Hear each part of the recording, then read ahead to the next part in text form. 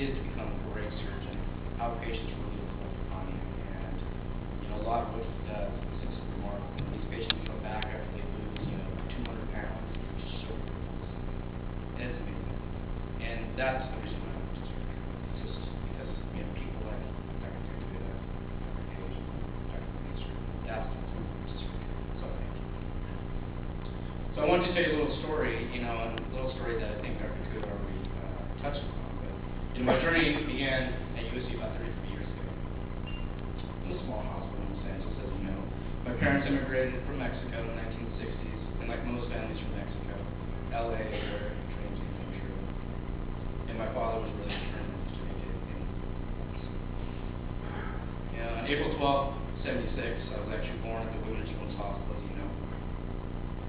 It was a small little hospital at that time, but there were about 10,000 births that year, and I was part of that. And little did I know that I'd actually return to the same place that I was born to train and then become a surgeon. Even though no one had entered the field of medicine in my family, my father and my mother laid down the foundation of becoming a surgeon. My father was in the restaurant business, as you know, and as you can imagine, there were many obstacles in running a successful business. The long hours that my father worked were necessary in order to keep the business afloat. There were many successes and there were failures, but a strong work ethic and perseverance kept him going. Similarly, a surgeon must be able to handle these failures of the procedure and continue to strive for excellence in the care of his patient. The characteristics that my father demonstrated in his many years in the restaurant business allowed me to navigate the many roadblocks that I had to encounter on the journey to become a surgeon. In college at UCSD, my original plan, as you know, was to become a psychologist. And however, during my first year, I began to realize I actually wanted more in the field of medicine. I was fortunate to be involved in a summer internship with the American Heart Association, and I was learning about remodeling of the myocardium and surgically induced myocardial ischemia in pigs. This was my first venture into surgery, and it was exciting.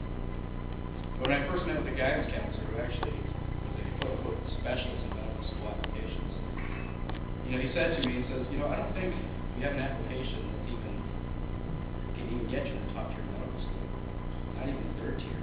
Have you thought of some other careers? Dentistry, ophthalmology, and everything else? And as you can imagine, I felt that, the goal of medical school would be not attainable.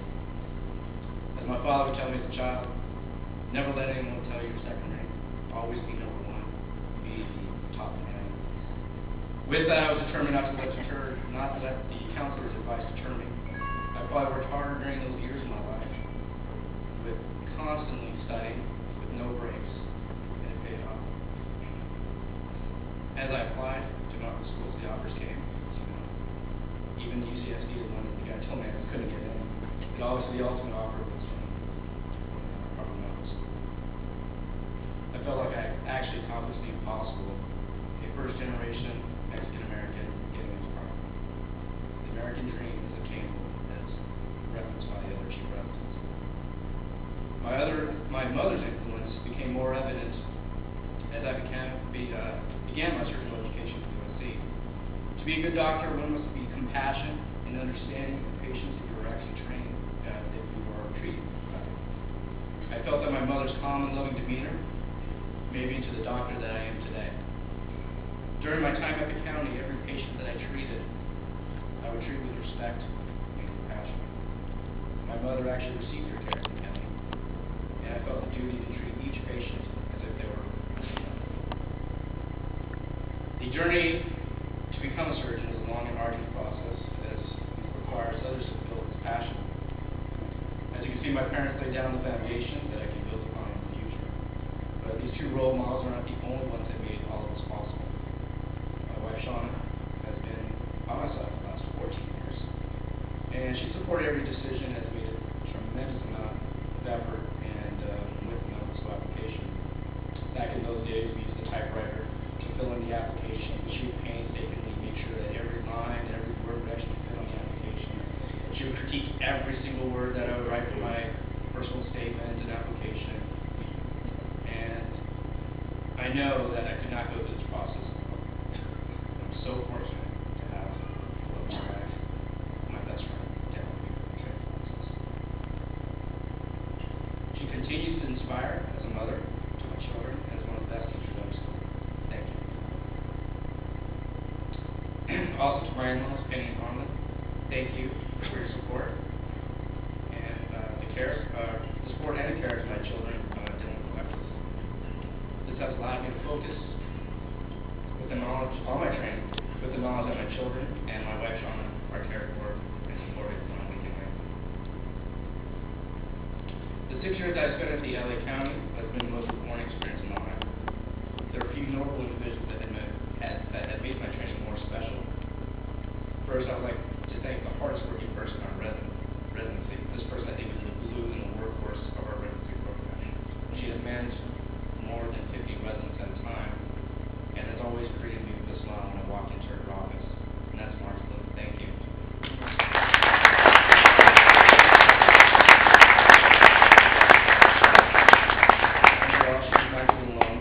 Thank you as well for helping us guide us through this process the last several years. Thank you so much.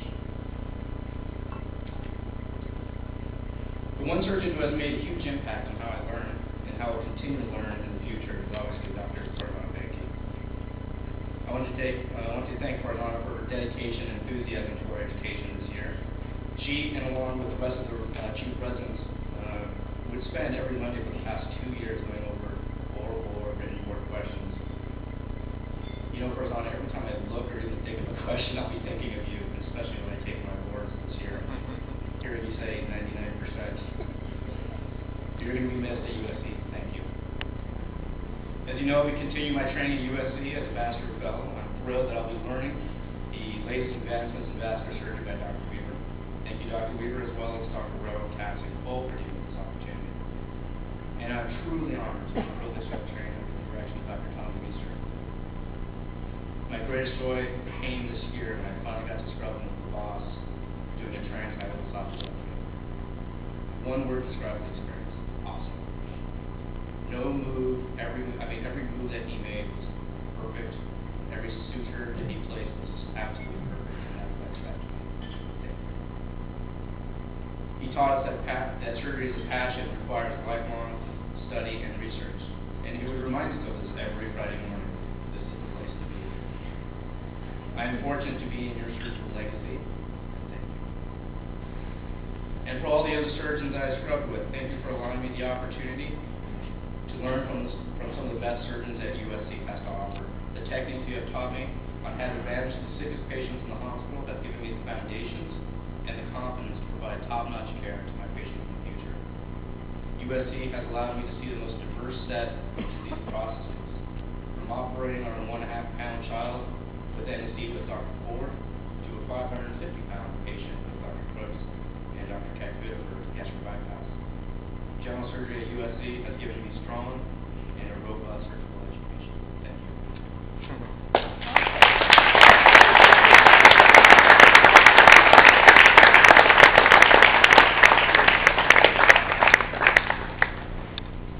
Well spoken, very well spoken. The next president is Sean Martin, and introduction